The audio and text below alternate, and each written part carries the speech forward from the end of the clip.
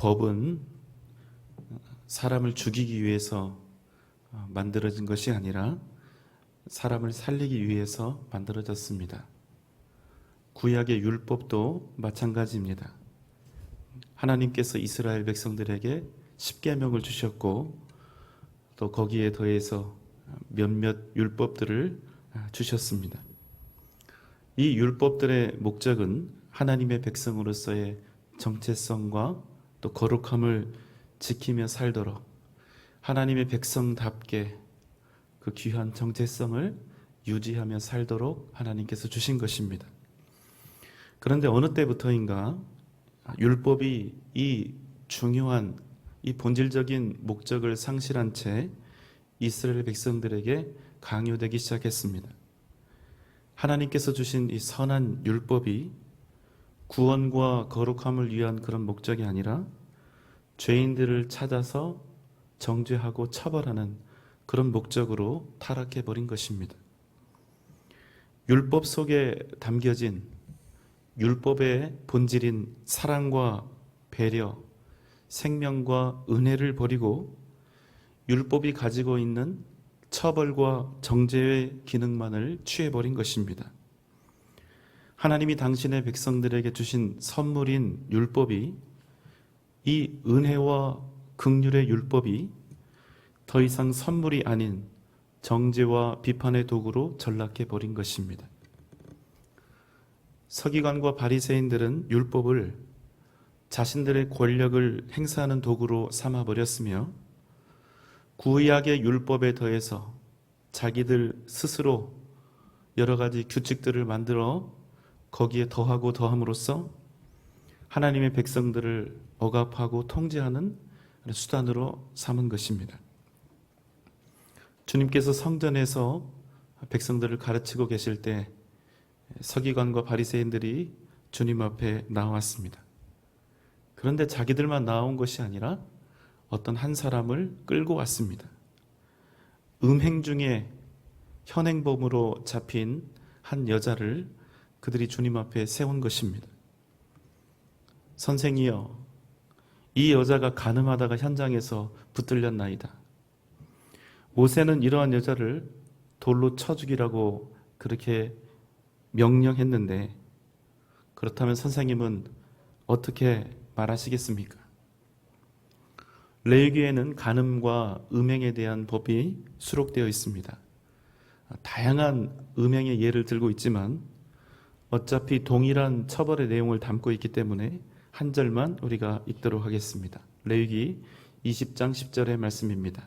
누구든지 남의 아내와 간음하는 자, 곧 그의 이웃의 아내와 간음하는 자는 그 간부와 음부를 반드시 죽일지니라.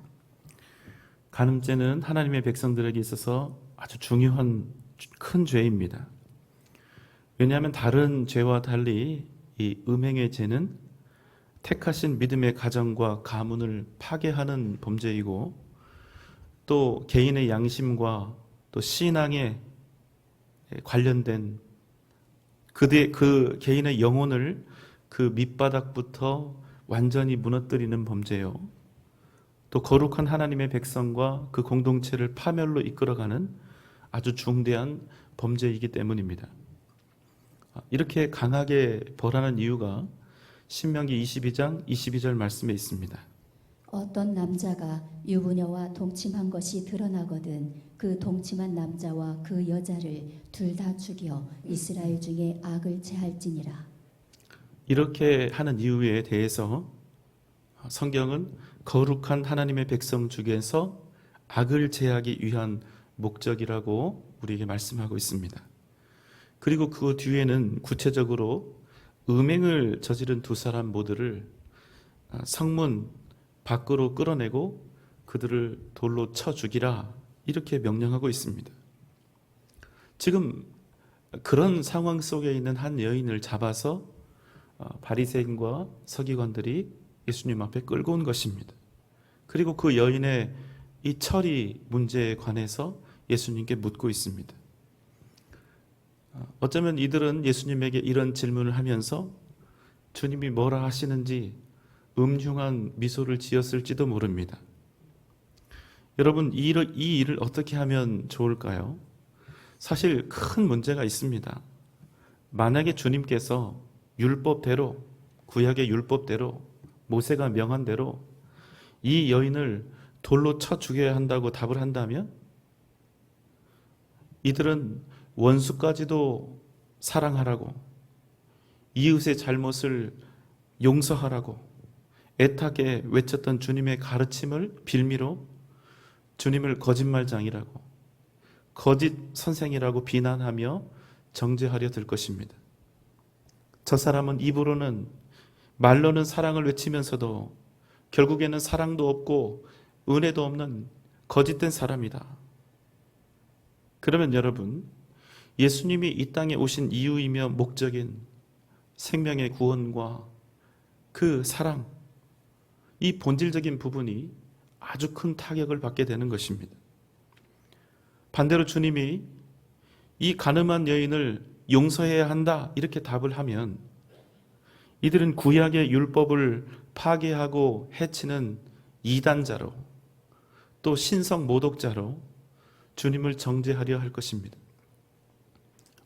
이는 어떤 대답을 하든지 어떻게 해서든 자기들의 입장에서 볼 때 유대 사회에서 독버섯처럼 번져가고 있는 예수에 대한 존경과 사랑을 꺾고 주님을 율법으로 정죄하여 넘어뜨리려는 그런 의도였습니다.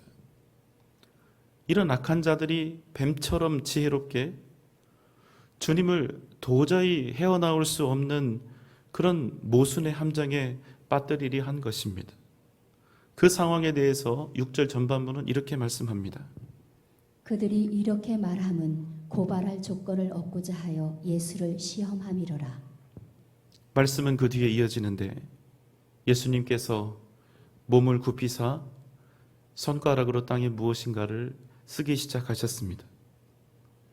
주님께서는 이미 주님 앞에 이 음행한 여인을 끌고 온 서기관과 바리새인들의 그 속마음을 다 알고 계셨습니다.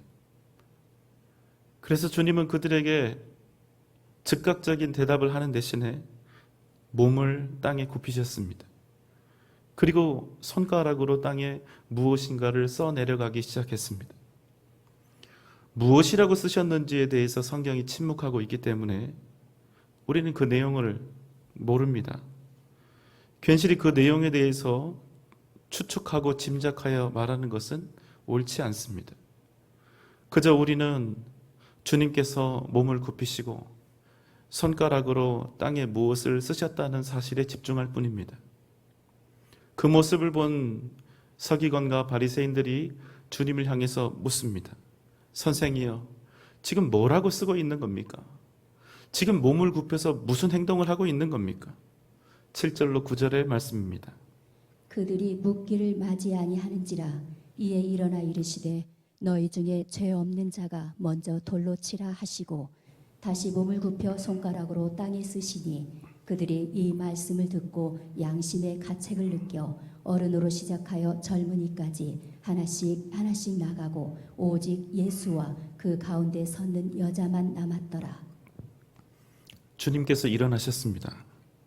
그리고 이 여인을 끌고 온 자들과 또 이 여인을 돌로 치기 위해서 모인 그 군중들을 향해서 말씀하셨습니다. 너희 중에 죄 없는 자가 먼저 돌로 치라. 먼저 치라. 여러분, 이 말씀이 정말로 놀랍습니다. 여러분, 군중 심리라는 게 그렇지 않습니까?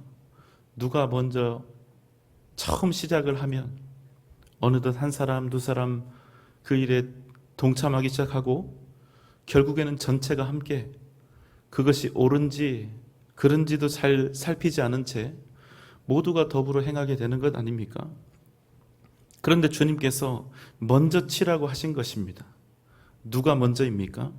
너희 중에 만약에 죄 없는 자가 있다면, 만약 너희 중에 하나님 앞에서 그 어떤 죄라도 발견할 수 없고 하나님 앞에서조차 의롭고 완전하여 죄가 하나도 없는 그런 사람이 있다면, 그 사람이 먼저, 정말로 있다면 그 사람이 먼저 이 여인을 돌로 치라는 것입니다. 이 말씀을 하신 후에 주님은 다시 몸을 굽혀 땅에 계속 쓰시던 내용을 쓰셨습니다. 잠시 후 놀라운 일이 벌어졌습니다. 주님의 이 말씀에 양심의 가책을 느낀 사람들이 어른부터 시작해서 젊은이들까지 하나씩 하나씩 뒷걸음질쳐 물러갔다는 것입니다. 그리고 그 자리에는 마침내 예수님과 이 음행한 여인만이 남게 되었습니다. 10절로 11절의 말씀입니다. 예수께서 일어나사 여자 위에 아무도 없는 것을 보시고 이르시되 여자여 너를 고발하던 그들이 어디 있느냐 너를 정죄한 자가 없느냐 대답하되 주여 없나이다. 예수께서 이르시되 나도 너를 정죄하지 아니하노니 가서 다시는 죄를 범하지 말라 하시니라. 주님께서 말씀하셨습니다. 너를 고발하고 너를 정죄하던 자들이 어디에 있느냐? 주님 없습니다. 주님 하나도 없습니다. 나도 너를 정죄하지 아니하노라. 가서 다시는 죄를 범하지 말라. 불결함과 더러움, 온갖 수치심과 두려움으로 가득했던 여인 곁에 주님 외에는 아무도 없습니다. 그 누구도 이 여자를 돌로 칠 만큼 깨끗하고 정결한 사람이 없었기 때문입니다.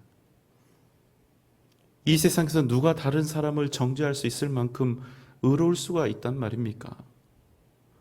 우리 모두가 다 죄인이 아닙니까? 그러나 여러분, 우리가 한 가지 기억할 것은 그럼에도 이 여자는 분명히 죄인이라는 사실입니다. 그렇게 어쩌면 이 음란한 여자를 정죄하고 율법대로 처형하는 것이 너무나 당연한 일이었을 것입니다. 그런데 율법에 따라서 마땅히 돌에 맞아 죽어야 할 이 음란한 여인이 하나님의 아들 예수 그리스도를 만나 그 더러운 죄를 씻고 거룩한 하나님의 백성이 되는 놀라운 기적을 만나게 된 것입니다. 여러분, 오해하지 마십시오. 지금 주님께서 이 여자가 지은 이 간음죄, 이 악한 음행의 죄를 괜찮다고 아무것도 아니라고 인정하신 것이 아닙니다. 어쩔 수가 없었다고, 정말로 사랑했구나, 이렇게 합리화하신 것도 아닙니다. 주님께서는 분명히 이 여자의 행위를 죄라고 규정하셨습니다. 그래서 다시는 죄를 범하지 말라 이렇게 말씀하신 것입니다. 그러나 그럼에도 주님께서는 그의 죄를 정죄와 처벌의 재료가 아닌 은혜와 사랑의 재료로 사용하셨다는 사실입니다. 이 여자는 옷도 제대로 입지 못한 채 끌려와 사람들 앞에 내동댕이 쳐졌습니다. 수많은 남자들 속에서 수치와 공포로 벌벌 떨고 있었습니다. 그런데 여러분, 그녀에게 가장 두렵고 무서웠고 가장 수치스러웠던 그 순간이 구원의 주님을 만나는 그녀의 일생에서 가장 복된 날이 되었다는 사실입니다. 그녀가 지은 죄가 사람들 앞에서 드러났을 때는 그 일이 크나큰 죄와 수치가 되었습니다. 평생 돌이킬 수 없는 부끄러움이 되었습니다. 그러나 그 일이 주님 앞에서 드러나게 되었을 때, 그녀의 치부가 주님 앞에서 고백되어졌을 때, 그것은 그녀를 죽이는 도구가 된 것이 아니라 주님의 용서를 경험하는, 주님의 사랑을 경험하는 놀라운 복의 도구가 되었다는 사실입니다. 어거스틴은 참회록에서 이렇게 고백했습니다. 오 펠릭스 꿀파메아, 내 죄가 복되도다. 오 펠릭스 꿀파메아, 내 죄가 은혜롭도다. 내 죄로 말미암아 내가 주님을 만났고, 내 죄로 말미암아 내가 하나님의 은혜를 입었기 때문에, 내가 하나님의 은혜를 알게 되었기 때문에. 시편 30편 11절의 말씀입니다. 주께서 나의 슬픔이 변하여 내게 춤이 되게 하시며 나의 베옷을 벗기고 기쁨으로 띠우셨나이다. 주님 앞에서는 슬픔도 변하여 춤이 되고 거친 베옷과 상복도 변하여 기쁨의 띠로 바뀌게 된다는 것입니다. 사랑하는 여러분, 주님을 만나면 그 어떤 악한 죄라도 우리를 살리는 축복의 도구가 되는 것입니다. 주님을 만나면 우리가 가진 그 어떤 부끄러움이라도, 어떤 상처라도, 그 어떤 억울함과 답답함이라도 위대한 구원의 역사로 변화하게 된다는 것입니다. 그 어떤 흉측한 것이라 할지라도 예수 그리스도 앞에 가지고 나와 그 앞에 엎드리면 하나님의 은혜와 구원의 능력을 입게 된다는 것입니다. 사랑하는 여러분, 그렇기에 우리는 우리 일생에서 반드시 주님을 만나야 합니다. 우리는 반드시 주님 앞에 나와 살아야 합니다. 오늘 본문에 등장하는 이 여인은 분명히 죄인입니다. 그러나 주님은 그를 죄인이라 하지 않으시고 그의 위로자가 되시고 그의 친구가 되어주셨다는 사실입니다. 주님은 의인인 척하고 정의를 부르짖던 서기관과 바리새인들의 편이 된 것이 아니라 스스로 죄인임을 인정할 수밖에 없었던 이 여인에게 영원한 구원의 주가 되어주신 것입니다. 치유 목회하시는 정태기 박사님 글에서 제가 읽었던 내용입니다. 이세종 선생님이라고 하는 분이 있었습니다. 그는 전남 화순 땅에서 머슴살이로 억척같이 돈을 모아서 자수성가했다고 합니다. 그러나 까막눈이었던 그는 그를 몰랐기 때문에 성경을 읽을 수가 없었습니다. 그래서 다른 사람이 소리내어서 성경을 읽을 때 그것을 집중해서 귀담아 듣고 마음에 와닿는 구절을 모조리 다 외워버린 것입니다. 그리고 그 말씀을 삶 속에서 실천할 수 있게 되면 또 다른 성경 구절을 하나씩 외워나갔습니다. 말씀이 그의 삶 전체에 녹아내리게 될 때까지 이것을 평생 반복한 것입니다. 그렇게 말씀의 묵상을 통해서 예수님을 만나게 되었을 때 그는 세상이 너무나 아름답고 자기가 구원받았다는 사실, 자기가 생명을 얻었다는 것이 너무나 감사해서 바위 위에 올라가 다음과 같이 외쳤다고 합니다. 세상 사람들아, 세상 사람들아, 이렇게 좋은 예수님을 한번 믿어보라. 그는 자신의 바지가 흘러내리는 것도 모르고 기쁨에 겨워서 덩실덩실 춤을 추었습니다. 머슴살이하며 먹지도 못하고 입지도 못하고 그렇게 해서 모은 재산이었지만 예수님을 만나고 난 이후로는 그 재산을 가난한 자들에게 주기를 주저하지 않았습니다. 그렇지만 자기 자신은 끝까지 좋은 음식이나 좋은 옷을 입지 않았다고 합니다. 피땀 흘려 모은 재산을 가난한 사람들에게 나눠주면서도 그는 평생 쑥국을 끓여 먹었다고 합니다. 그렇게 살면서도 그가 신명나게 살 수 있었던 이유는 무엇이었을까요? 예수님을 만난 사람만이 누릴 수 있는 기쁨 때문이 아니었겠습니까? 사랑하는 여러분, 예수 그리스도를 만나면 우리의 인생이 달라지는 것입니다. 지금까지는 죄인이었고 지금까지는 일자 무식장이었고 그래서 무시당하고 외면을 당하는 사람이었고 사람들의 비난과 손가락질로 가득한 인생이었을지라도 주님을 만나면 그 인생은 반드시 위대한 구원의 역사, 위대한 생명의 역사를 일으키는 기적이 된다는 것입니다. 예수님을 만나면 그 인생의 진정한 자유와 기쁨이 시작이 됩니다. 다 인정합니다. 나도 알고 있습니다. 나는 죄인입니다.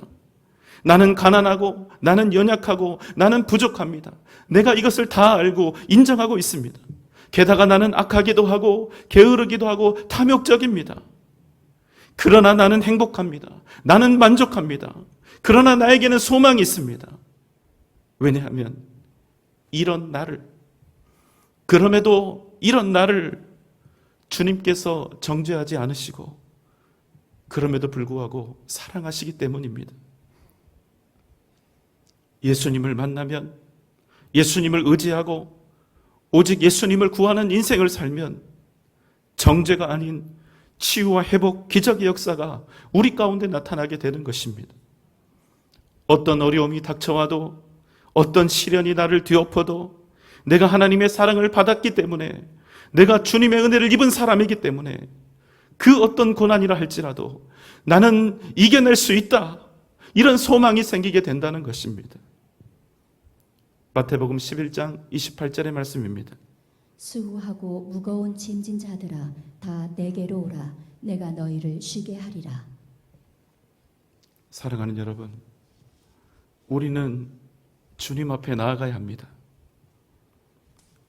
그 어떤 인생의 무게와 어떤 상처와 우리 가운데 더럽고 흉악한 부끄러운 죄가 있다 할지라도 우리는 반드시 주님 앞에 나아가야 합니다. 맞아 죽을 각오를 하고서라도 주님 앞에 나아가야 합니다. 오직 주님 안에서만 우리에게 진정한 쉼과 평안이 있기 때문입니다. 시편 51편 17절의 말씀입니다. 하나님께서 구하시는 제사는 상한 심령이라. 하나님이여 상하고 통회하는 마음을 주께서 멸시하지 아니하시리다. 기억하십시오. 하나님께서 우리에게 구하시는 것은 의로움이나 공로가 아니라는 것입니다. 주님께서는 오히려 우리의 상한 심령을 받으신다는 것입니다. 주님을 만난 베드로의 그 고백처럼, 주님, 나는 죄인입니다. 그래서 나는 주님 앞에 설 수도 없고 주님 앞에 나아갈 수도 없습니다.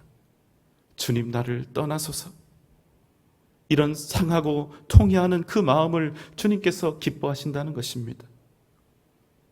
하나님이 나를 버리지 않으셨다면 이 세상 모든 사람이 나를 버리고 나를 떠나고 나를 정죄할지라도 하나님이 나를 여전히 사랑하신다면 우리에게는 영원한 소망이 있는 줄 믿습니다.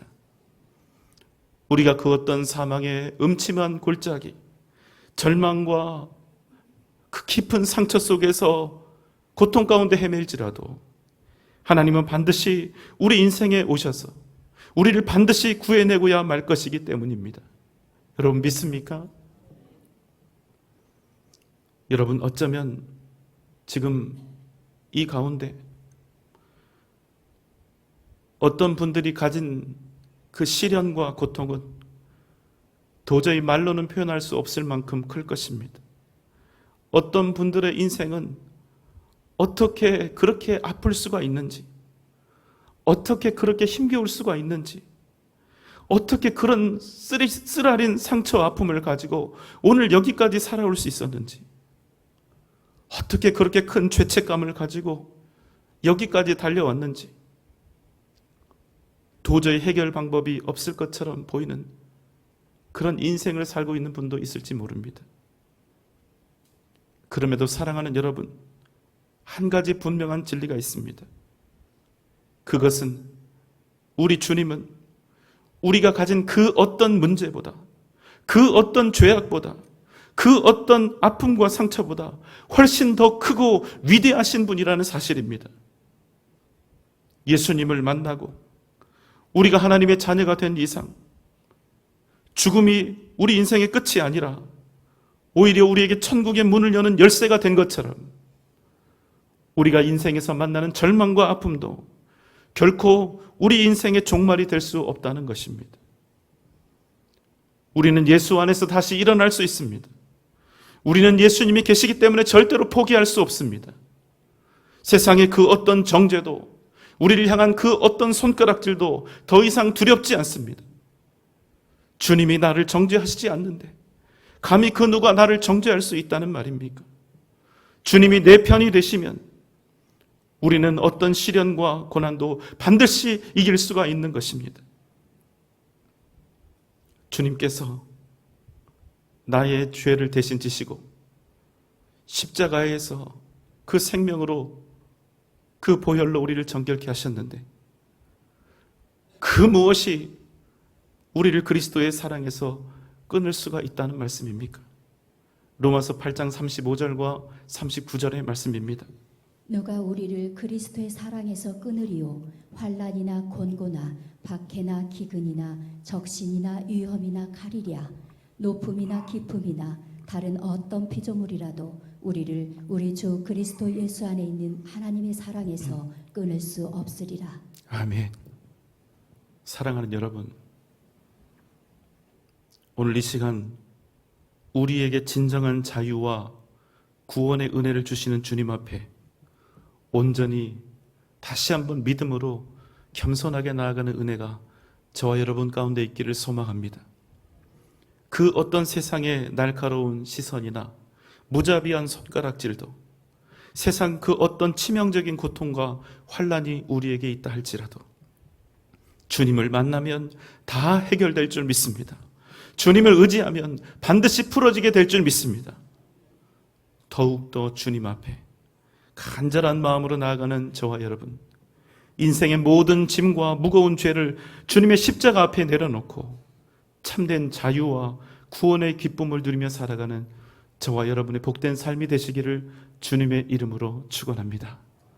기도하겠습니다. 사랑과 은혜가 많으신 우리 주님, 우리 인생의 모든 짐과 허물, 부끄러움과 죄조차도 구원과 생명의 도구로 사용하시고 위대한 기적이 되게 하시는 우리 주님, 우리 가운데 역사하시는 그 주님 안에 거하며 그 주님만을 믿고 따르며 세상이 줄 수 없는 진정한 기쁨을, 진정한 즐거움을 누리는, 진정한 행복을 누리는 우리들 모두가 되게 하여 주옵소서. 예수님의 이름으로 간절히 기도하옵나이다. 아멘.